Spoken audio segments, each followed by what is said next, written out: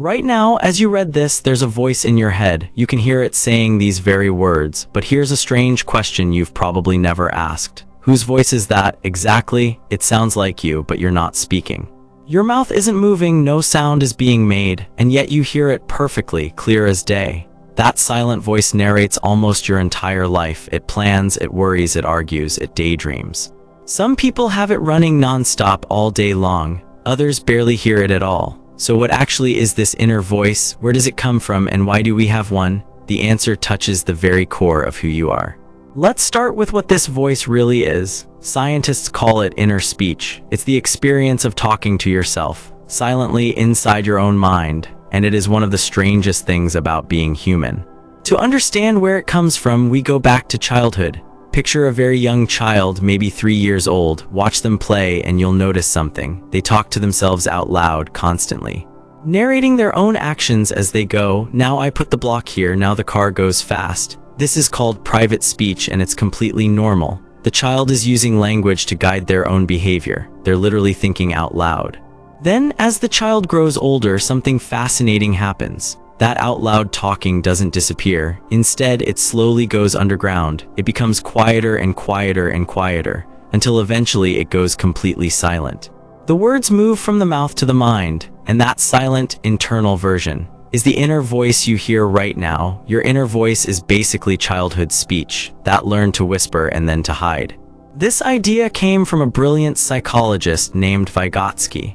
He argued that our thoughts are deeply shaped by language, that we literally think using the words we were given, which leads to a mind-bending possibility.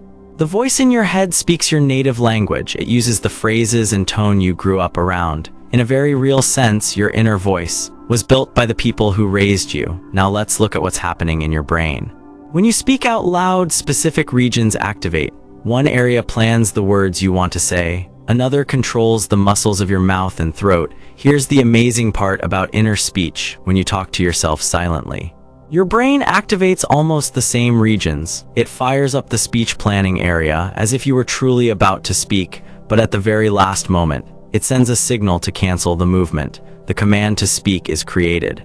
But the mouth never gets the message, so you get all of the language with none of the sound. Your inner voice is a speech that was prepared and then held back at the final step. And this explains something curious.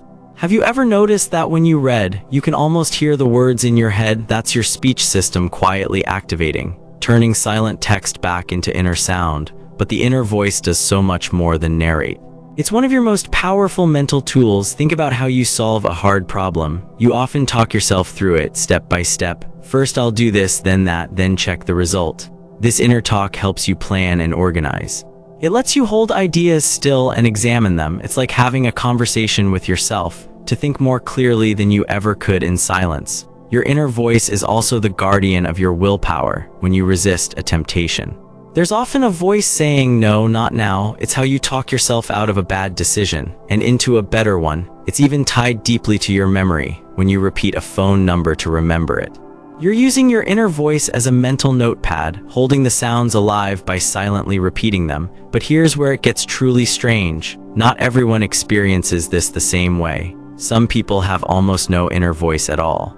They think in pictures or feelings or pure concepts. When asked to describe their thoughts, they say it's silent in there, just knowing. For others, the inner voice never stops talking, a constant running commentary on everything. Neither way is right or wrong, it's just how differently human minds can work. And this connects to something profound. Your inner voice shapes how you feel about yourself. If that voice is kind and encouraging, you move through life with more confidence. But if it's harsh and critical, constantly judging and putting you down, it can quietly become a source of real suffering. The good news is this voice can be trained. You can learn to notice its tone and gently guide it to be more like a friend. Because in the end, you are always listening. So the next time you hear that silent narrator, pause for just a moment and really notice it. It's not just random noise in your head.